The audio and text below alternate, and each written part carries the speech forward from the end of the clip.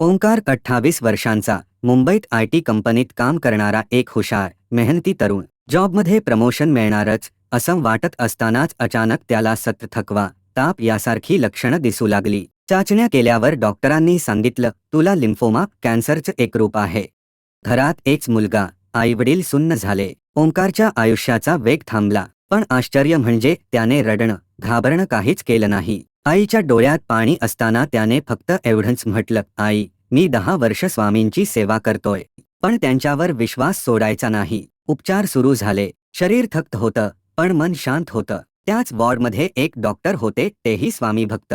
त्यांनी ओंकारच्या उपचारात अधिक लक्ष दिलं. योग्य औषधं, वेळेवर सल्ला आणि मानसिक आधार. 6 महिन्यांनंतर स्कॅन आलं, रिपोर्ट्स नॉर्मल. पूर्ण रिकव्हरी. डॉक्टरही म्हणाले, medicines work. But so did his inner strength and may be someone above. घरी आल्यावर ओंकारने काय केलं?